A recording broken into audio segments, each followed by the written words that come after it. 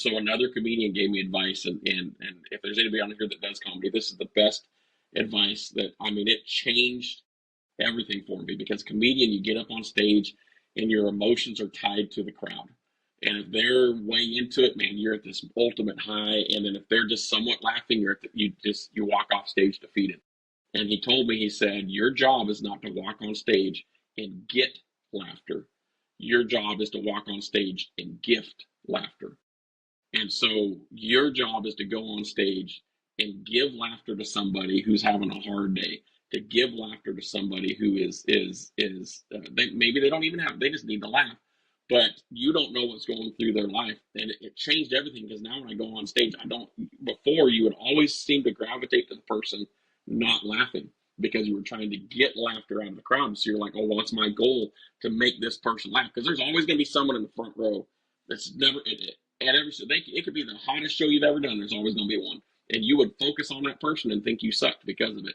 But now I go on stage after changing that mentality of I'm here to gift laughter, and I'll zero in on that person.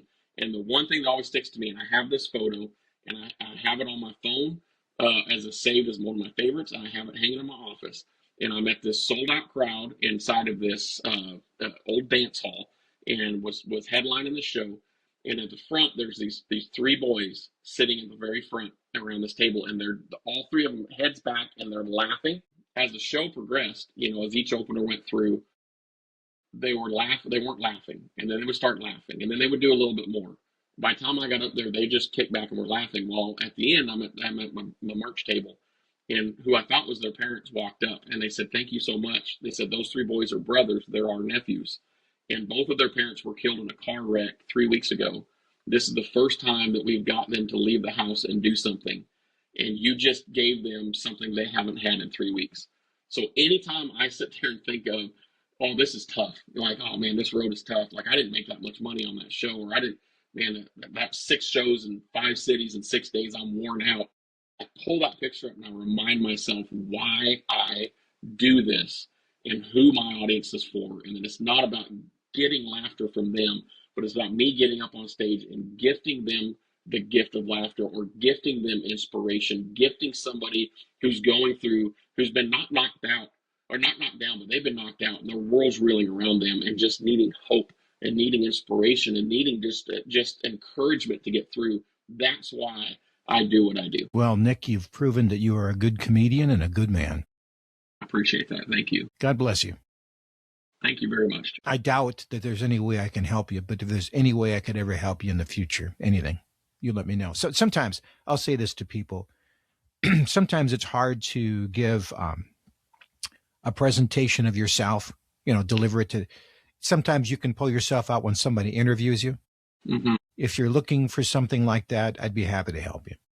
Yeah. I mean, the only thing I can say is, if you find someone that's going through something, pass on my book to them, Knocked Out But Not Down. And I go through my concussion journey, but it's not just giving you firsthand account of concussions, but it's also, it's taking you through it's got fun stories, funny stories, and serious stories, but it's really, really just taking somebody through how to get through change and how to get through adversity, but also if someone's dealing with concussion issues, and then just, passing the word on. Anybody that you have that listens, if they pass the word on that somebody's needing a speaker and they feel like what I have to say, resonates to that, man. I would love that to me is more valuable than anything, because that just gets me in front of more people. The book that has been, I wrote it and I was expecting, maybe, 200 copies to sell, and then I would kind of have it out there, but it's been out we're now on the 4th month, and we're approaching 15,000 copies sold, and it just blows my mind that people are loving it that much and passing it on, and